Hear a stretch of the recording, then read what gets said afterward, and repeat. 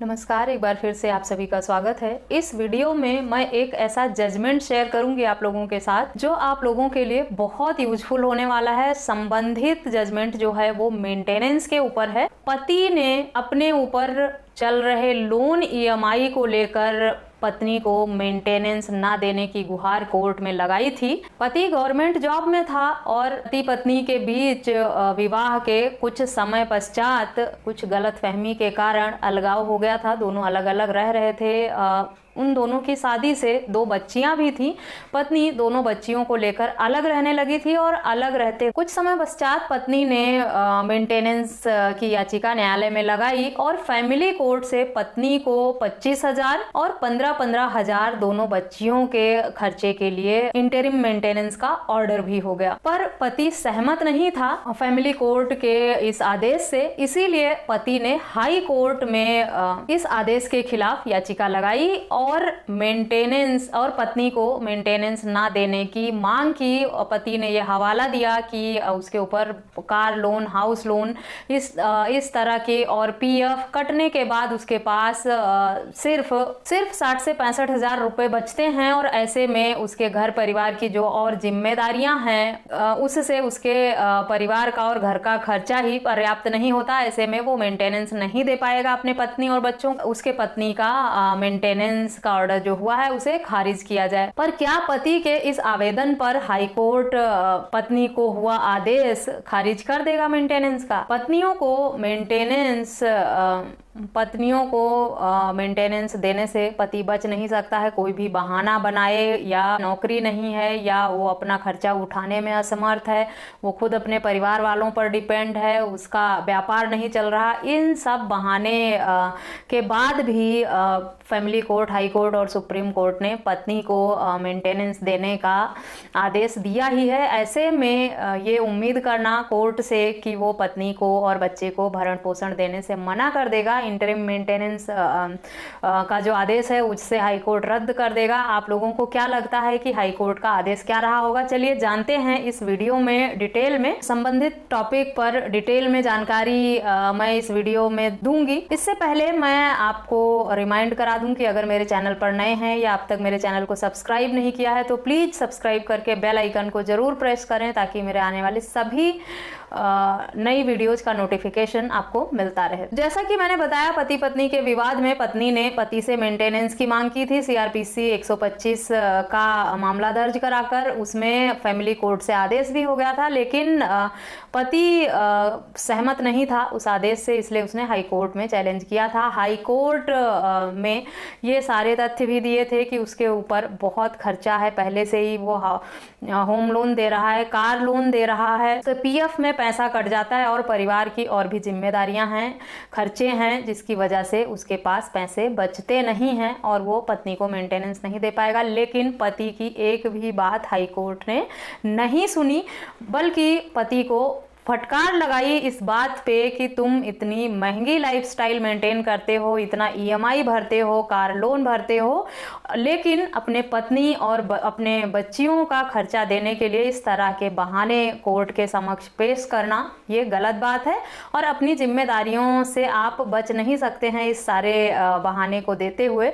पति की सैलरी 2 लाख रुपए दिखाई थी पत्नी ने। पति ने यह माना कि उसकी सैलरी 2 लाख जरूर है, पर उसके पास लोन ईएमआई और पीएफ का पैसा कटने के बाद उसके पास सिर्फ 65,000 रुपए बचते हैं, जिसमें वो अपना खर्चा और अपने परिवार की कुछ रिस्पॉन्सिबिलिटीज को पूरा करता है। इसलिए उसके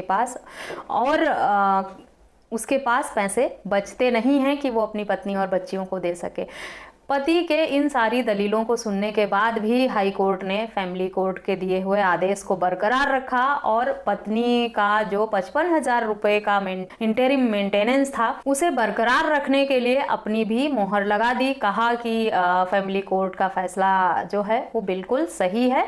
अगर पति इतना अच्छा कमाता है, इतनी अच्छी रैंक पर है, अच्छी लाइफस्टाइल मेंटेन करता है, इस तरह के तथ्य न्यायालय के समक्ष रखना कि ईएमआई का लोड है सर पे या घर परिवार के खर्चे हैं, इसलिए पत्नी और बच्चियों का खर्चा दे नहीं सकता। क्या पति की ये रिस्पॉन्सिबिलिटी नहीं है कि वो अपने बच्चियों को अच्छी एजुकेशन दे, अपने पत्नी के रख रखाव का खर्चा दे?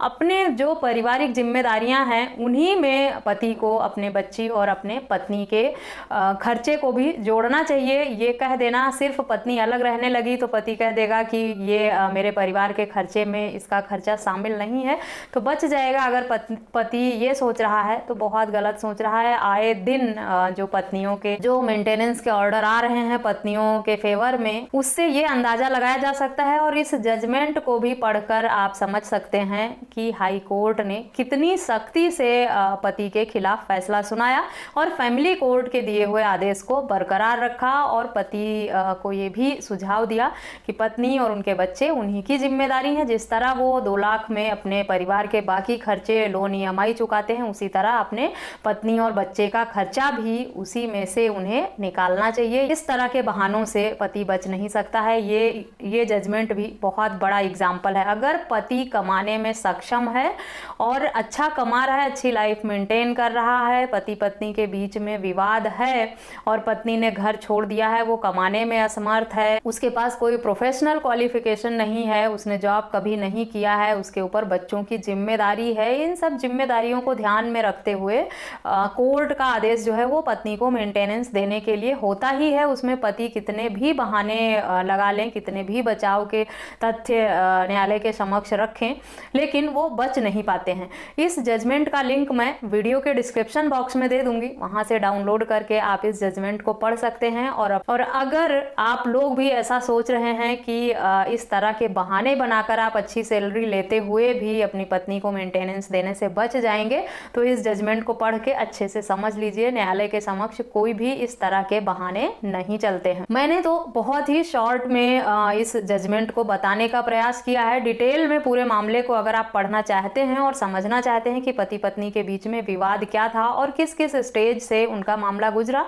और हाई कोर्ट तक जाके भी पति को राहत नहीं मिली, क्या क्या दलीलें दी गई, हाई कोर्ट ने उस पर क्या टिप्पणी की, सब डिटेल में जानना है तो जजमेंट को एक बार पढ़ लीजिएगा। डिस्क्रिप्शन बॉक्स से आपको जजमेंट मिल जाएगा। उसके बाद भी अगर कोई सवाल हैं आपके तो आप मुझे व्हाट्सएप करके या कमेंट करके पूछ सकते हैं। मेंटेनेंस देने से कब बचना है, कब नहीं बचना है, कितना देना है, कब मेंटेनेंस का आदेश रद्द होता है, खारिज होता है, कब पत्नी को मेंटेनेंस नहीं मिलता है, इस टॉपिक पर बहुत सवाल और बहुत कमेंट आते हैं। जब भी कोई मेंटेनेंस को लेके जजमेंट आता है तो मैं उस पर वीडियो जरूर बनाती हूँ ताकि आप लोगों तक उसे पहुंचा सकूं और आप लोगों की मदद कर सकूं कि जो भी इस तरह का जजमेंट है उसे पढ़कर आप लोग अपने माइंड को क्लियर करके चलें, बैलेंस करके चलें कि अगर मेंटेनेंस का मामला आपके खिलाफ दर्ज हुआ है तो आपके बचाव में क्या अधिकार, हाई कोर्ट, सुप्रीम कोर्ट या फैमिली कोर्ट किस तरह का रुख किस तरह से है मेंटेनेंस को लेकर और किस तरह के वर्तमान में फैसले आ रहे हैं। आशा करती हूँ ये जजमेंट आपके लिए यूजफुल होगा। इस वीडियो में बस इतना ही, मिलते हैं नेक्स्ट वीडियो में, तब तक के लिए थैंक यू एंड बाय।